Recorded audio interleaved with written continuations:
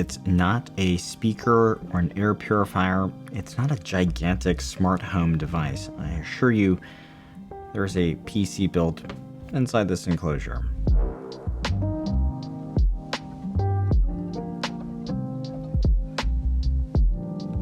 Welcome to Machines and More. So I am back from Computex. I had to jump right back into this one, so I haven't gotten a good break yet, but you know, it's all good. Fractal Mood. Fractal unveiled it at Space 88 in Taipei 101. Hope you were able to check out that preview with me. And it was a fitting atmosphere to announce this vertical tower, a little bit smaller tower than Taipei 101, but nonetheless still very much proportioned like a skyscraper. So in this review, I'm going to cover the features of this case. I'll show you some component and cooling setup recommendations. We'll see where this case stacks up in the overall smaller case spectrum and what you can expect if you're building in it. We'll take a look at the performance, and finally I will share what I think about this case overall and some pointers to look out for as you decide. Real quick before we begin, full disclosure, this video is not sponsored by Fractal. I did receive the case from them free of charge for the purpose of review and feedback. However, my testing and evaluation is completely independent, and they're going to see the review findings the same time this goes live to the public. If you enjoy content like this, please go ahead, make sure you are subscribed to the channel. It helps tremendously, and a big thank you in advance. So I'm in a good mood now that I can show you the Fractal Mood, and it is officially launching today. This is our unique 20.4 liter vertical orientation case that features this fabric upholstery. The cross section, or the footprint of the case, it's a square, right? It's a square 212 by 212 millimeters, and it is 453 millimeters tall. So there is this, and I'll turn this way so that you can see a little bit better. But there's a removable panel at the back here in front of the vertically oriented graphics card. So this actually locks the shell in place so that you can then lift off. I've got my lights up here, so make sure I don't tip it over. Just enough to clear there. But that's how you take off the shell. And with that shell removed, you reveal the steel-framed internal structure. There are two screws here that can be used optionally to give it more security. That way, if you just remove the rear panel, it doesn't just come off. But you know, for home use, you probably don't need those screws. On this assembly is where your mini-itx motherboard will mount. With the rear I/O facing down. So if you kind of tip it over here this way, that's where the rear I/O is, right? So adjacent to the board over here is where your SFX or SFXL power supply can mount. And then a riser cable inserted to the expansion slot of the motherboard will connect to the graphics card, which is going to be pointed with its fans towards the back on the rear side of the case. The I/O is also pointed down here. But for the graphics card, you can have a max of 325 millimeters of length and 158 millimeters of width. That includes any room you would need for the power connection or the cables, and 56 millimeters inclusive of the backplate. The case is going to come by default with a 3.5-inch HDD tray that's mounted on the radiator panel, and that can be just unscrewed if you don't need it. I think most of you are going to take this off, and then that way you don't take up a space for a fan or your cooler fan. 2.5-inch drives are supported. The only no compromise one, it's going to mount at the side here, and there's even a little clip for it. Sorry, get to the right side here.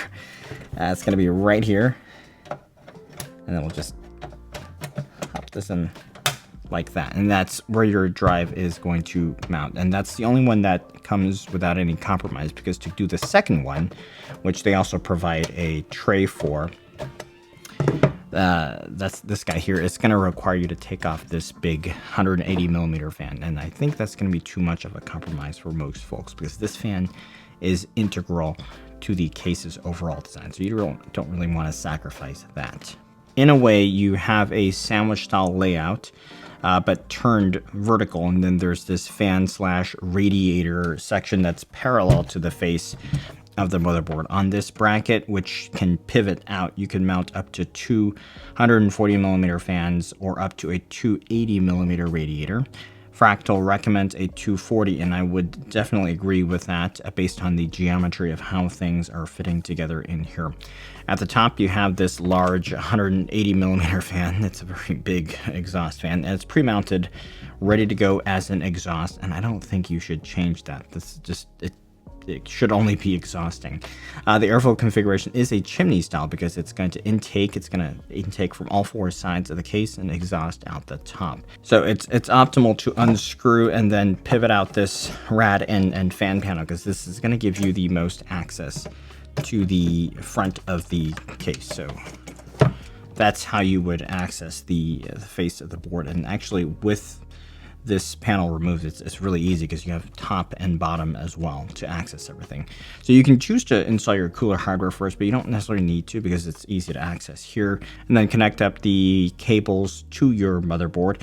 You don't necessarily need to have the power supply installed yet if it's a modular one. Just go ahead and back channel the cables to it later on when you have that mounted in. For front panel IO, in this case, you have two USB 3.0A ports, one USB 3.2 2x2C port, one combo audio jack, and the LED illuminated power button. These I/O cables can be plugged in at this stage. The way the board is positioned, you have easy access to all sides, so you can manage up the cables all in a streamlined way and then take advantage of the straps that Fractal provides. The power supply mounts to the cage adjacent to the board. You can choose fan facing either side. I don't think it's going to matter too much. And just plug in the extension cable for the AC power. At this stage, you can install either the graphics card or the cooler. It won't matter too much because the card, it lives in its own compartment here. And so you could have done this as the first step of the build if you wanted to, or left it to the very end. It does not really matter too much.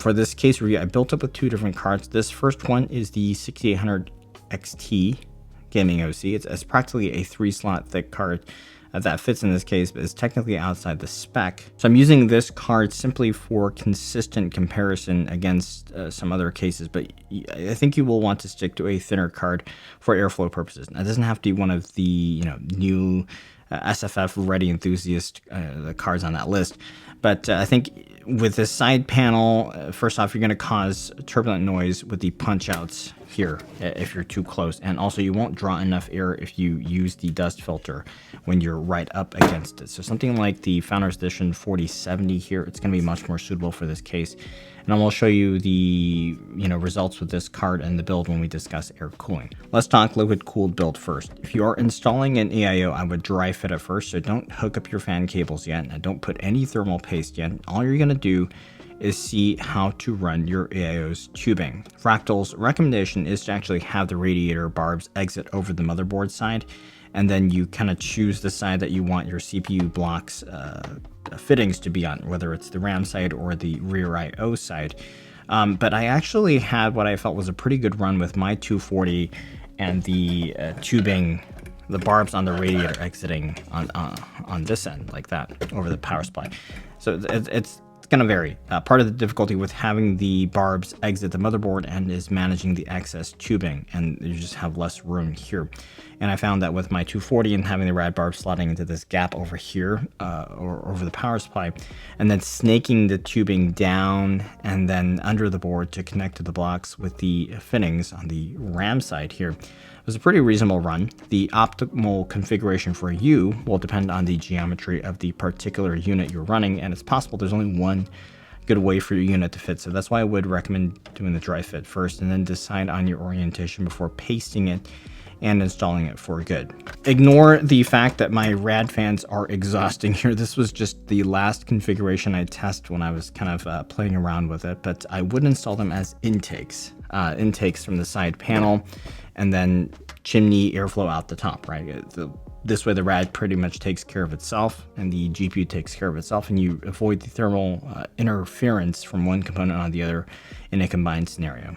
Once you are mounted up to the board, then you can either mount the rad plate to the radiator and then screw the plate down to the assembly, or you can just position the rad, put the bracket in, and then screw the radiator to the bracket, which I found a little bit easier for the first go. Cable management on the side here that you see, these little hooks here, It can be also used for managing the AIO tubing if you need, and a full suite of cable management ties and zip ties are provided by Fractal for your convenience. Quick note on cooler compatibility, namely the thickness of your radiator and your fans.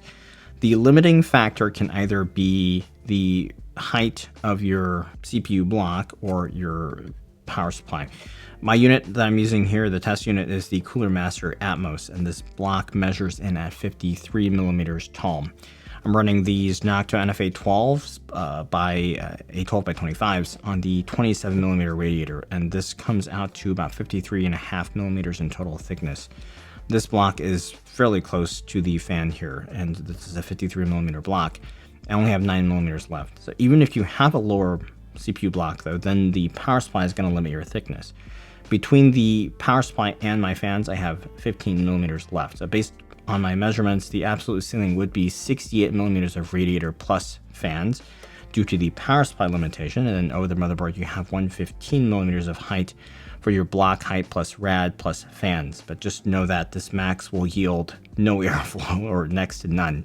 And also keep in mind, the closer that you get to the max, the more difficult it is to manage your tubing. So if you do intend on running an AIO, I think you will want to stick to a 240 with a sub 30 millimeter radiator like I have here, and then standard thickness 25 millimeter fans, and a CPU block that's less than 55 millimeters.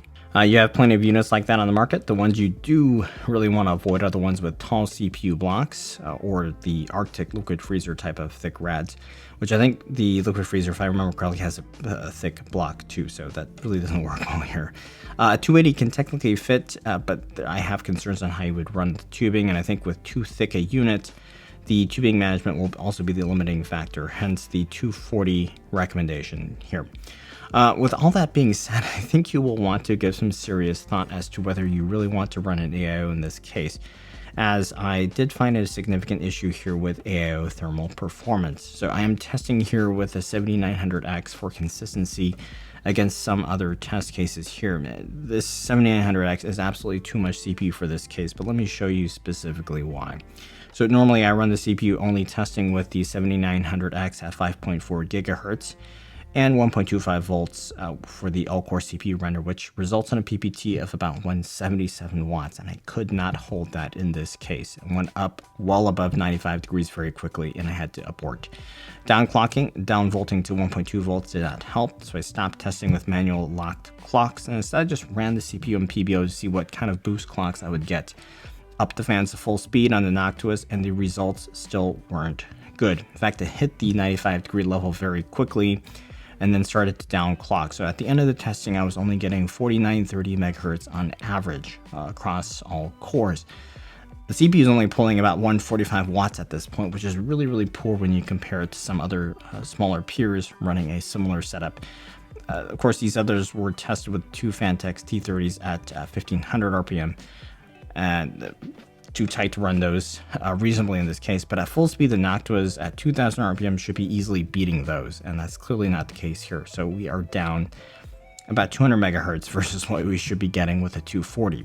So why is that? Well, first off, there is a limited amount of airflow on the exit side of the rad, but if we take off the shell and just run it on open, we actually get what we'd expect. So it's actually this guy, the fabric shell, that's too restrictive to airflow. And then when you have the radiator right up against it, you're actually forcing the rad and fans to be only able to draw air from the, this 240 by 120 millimeter rectangle here. One thing I tried was offsetting it a little bit inwards with some standoffs to expand the intake footprint, but it was only a tiny little bit better, and that of course pushes the radiator and the fans even more close to the board and the power supply. So there's only so much you can do if you want to try that. But flipping the fans to exhaust, like the last configuration I had tried here, doesn't really help, since you're just restricting the airflow outwards. And in fact, since you are now fighting the primary airflow direction of the case, the results are even worse. In a gaming scenario, the setup can be serviceable. The GPU temps are fairly decent in this case. Again, not the recommended thickness of card for this case, but just for the initial comparison. The temps, they are in line with cases that I would consider having good GPU temps. One thing you probably have to do if your card happens to be too thick and too close to the mesh panel is to go ahead and remove the dust filter here, and it's really easy to do that. You just kind of slide it out. They've made it very easy to just kind of remove that. The reason I did that was because the turbulent noise was unbearable, and that would be my primary concern if you're running a too big card for this case. The CPU temps are still elevated compared to its peers, and it's not because the GPU is having an impact on the radiator, because these are intaking, but it's more so the airflow restriction from the fabric screen. And as mentioned, the intaking radiator fans would be the preferred fan configuration. And there is a really marginal benefit for GPU thermals when you exhaust, but it's too much of a penalty for your CPU temps to be worth considering. So liquid cooling the CPU, while absolutely supported in this case, I don't think it's as optimal a choice. Let's talk about a configuration that I feel is a bit more reasonable in this case. So for air cooling, in this case, the official maximum spec is 110 millimeters. And then you could run some small tower coolers. You actually have a little more at 115 millimeters that I've measured. But my preference wouldn't be to run a tower cooler here. I want to run a setup that syncs up a little bit better with the airflow configuration of the case. And that would be to do a bigger top-down cooler in conjunction with intaking case fans on the panel. So I want to take advantage of the sort of a bigger surface area to draw air into the case from here. So we'll just do 240 millimeter fans. These are Arctic's new P14 Max, which I will be reviewing. I have to run these at like 15% because they're so fast otherwise. About 800 RPM for the testing here. This is Noctuous L12S by 77, which I covered last month on the channel. So I do have that paired with a 25 millimeter fan, and this type of setup would work well with a CPU like the 7800X 3D. So that's what I'm using here. So on the GPU side, as mentioned earlier, I would tend to recommend something closer to 2 slots, such as this 4070 FE card. It doesn't have to be an FE card. All we're trying to do is just not run a card that's too thick and hug the outer panel too tightly. Comparing against another case with the same setup I tested, happens to be the Fractal Terra, the smaller sibling of the Mood. With this setup, we are getting acceptable thermals. They're not great. For the CPU-only scenario, the thermals and consequent boost clocks do trail the Terra slightly. You got a 60 megahertz gap here.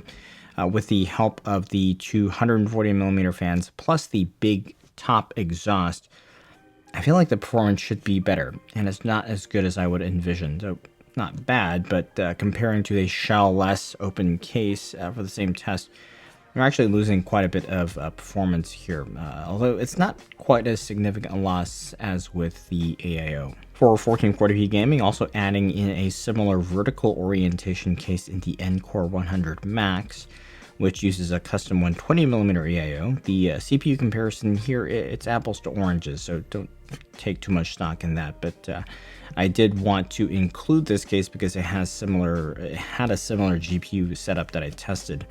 And just looking at the GPU temps, we're getting slightly better GPU temps from the NCore100. Here, the Terra CPU temps are significantly better, much better than in the CPU-only scenario. And with this setup, somehow we're just getting a little bit more influence on the CPU's cooling, but with better GPU temps.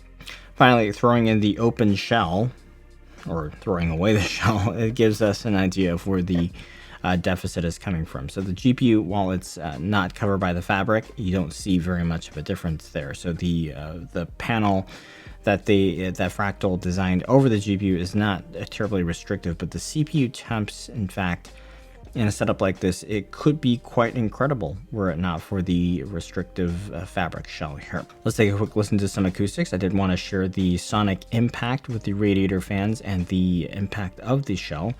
And then also just to illustrate why you will want to stick to a GPU that can give you some margin between the cooler and the panel.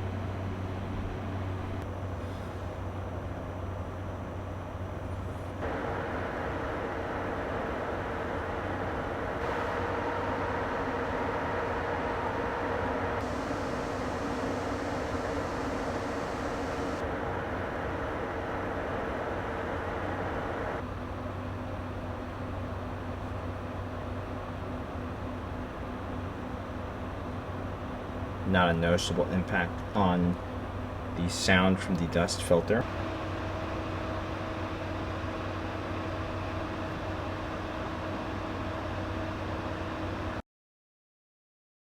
Alright, so performance-wise, the air-cooled build, it's not terrible, though you are still throwing some performance away. And I believe this would still be the sweet spot component-wise for the Mood. So an air-cooled gaming build such as the 7600X or 7800X 3D for the CPU, and pair with a 4070 or 4070 Super, I really would not go too hot a CPU in this case. That being said, as you've seen, you can already get some quite good results with a case that's almost half its size in the Fractal Terra, which is also, I think, a very good looking case. A lot of the volume of this case is dedicated to enabling liquid cooling, so if you aren't able to effectively use it, some of that volume is a bit, and I don't want to say wasted, but it's not an efficient use of the volume, right? And I think many of you can be very happy with a smaller sandwich style case like the Terra or the T1V2, because these still occupy a small footprint as well. So then why would you get the Mood, right? Because I think first off, this is actually trying to target a different niche. And where this is unique is that it provides for a more incognito home decor integrated PC build, because this could easily be mistaken for a speaker or smart home type of device, and that might just be exactly what you're looking for, because not everyone wants to display an obvious PC case on their media cabinet. So while this is maybe a very specific niche in the realm of PC cases, there's actually very little else quite like this, and it's a very intuitive strategy from Fractal as well. So I personally think the Terra looks great. It's gorgeous as an HTPC build, but it is unmistakably a PC case. And this, for this guy here, that perhaps the only thing that gives it away is, you know, the front panel AIO, assuming I have the fabric shell over it. So this will be the first case I'm reviewing with my new standardized rating matrix, which I'll discuss in a dedicated video soon. But let's just compare how I would rate this one versus something like Cooler Master's NCore100 MAX, similar form factor, which that one is not a standalone case, but we can still cross compare here for reference. For user experience elements, this one comes in slightly higher, the difference being the quality of Fractal's documentation, which I think is extremely clear and it's excellent. On the case design and quality, the NCore100, I would rate that slightly ahead. Finish quality is good here. The plastic here is not cheap type of plastic, but I think most would agree that the aluminum panels with the striking cutouts does put the NCore100 MAX slightly ahead in terms of the material quality and appearance, but you know, make no mistake, perhaps the more subdued look here, it could be exactly what you're going for. The compatibility is where the Mood scores a lot of wins. You got fans, air cooler capability. There's a lot going for this one, but there is one critical difference to be aware of, because the NCore100 MAX does have better GPU compatibility. You can take a 3-slot card. Finally, for performance, the Mood does fall behind slightly here. While the air-cooled performance was okay, it's still not as good as it should be, and the deficiency in the liquid-cooled CPU performance really does take it down in this category here.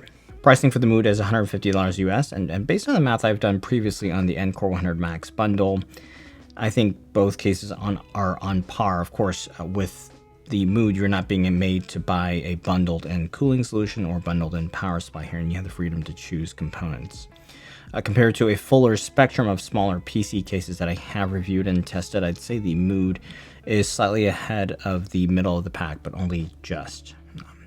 Overall, I think the case serves its purpose well. Maybe this is a HTPC or living room gaming system. It's very neutral, gives off a very calming mood. And where I'd like to see some improvement, it's really just two things. One, there's a lot of volume dedicated to it. So can we make the cooling a bit more effective, right? You got space for fans, you got space for a radiator. The fabric, while its function is clear and effective as a decor element, it's far too restrictive. So easy solution here, can we find a less restrictive material? Because the GPU hides in the back, And the more typical PC type of dust filter that was used there did not significantly inhibit the performance, and that level of airflow I think would be more suitable and more acceptable for a radiator. Now, I don't think it would make sense to put another one of those panels at the front, because I think it would stick out like a sore thumb and ruin the aesthetic, but a fabric with a less tight weave could be a possible starting point. So do be aware, this is a vertical case with some innate inconveniences to accessing the motherboard ports and the display cable ports, because they're all under here, right? Fractal has designed it so that you don't necessarily need 90-degree cables for the most part, but you will need to tip it over anytime you need to access those ports like I've shown you here. And so my second recommendation here is, given the niche here, the only thing that really gives this away as a PC case is this front panel I/O. So why not place this at the back, right? Given the inconveniences with accessing the motherboard ports just due to this one being a vertical style case, I would typically reach for the USB ports on the front panel out of convenience. But if you have a bunch of stuff that's plugged into the front, kind of defeats the purpose of the aesthetic and the target market here. So now I don't want to use these. And if you had relocated those to the back, the ports would still be just as serviceable, right? And now they're going to be used without being seen. So the power button doesn't necessarily need to move, but in a case like this, you know, it's actually where I would not mind having to reach behind to turn on, because if you have it on a media cabinet or something like that, you're going to have to walk over there and turn it on anyway. So I don't think reaching behind, you know, to turn this system on would be a big deal. And with all this stuff hidden away, the disguise is absolute, right? One additional point just to be aware of is with the intaking airflow, you're really going to get a lot of dust on this fabric material over time. Now, I know it's restrictive for airflow, but it does still intake, and that's really going to stick to the front. So just be aware. That would make this even more restrictive if it's clogged, right? So keep up on the cleaning. Not difficult. You can clean it with a fabric roller, or simply just take the shell off and then blow it off outside or something like that. So nothing quite like this Mood in terms of the neutral looks and integrated feel. If you're aware of the limitations and you build accordingly, and the slightly larger volume is fine, then I think this will always put you in a good mood. So black or gray. Gray is what I gave a preview on earlier. Both are very nice looking neutral colors. Launches today. Go check it out. So that'll do it for this review. I hope you found it helpful. If so, please give a like. Please make sure you're subscribed. I'll be leaving links down below for the case and the components, so please use those if you're getting the case or just shopping. Big thanks for watching today.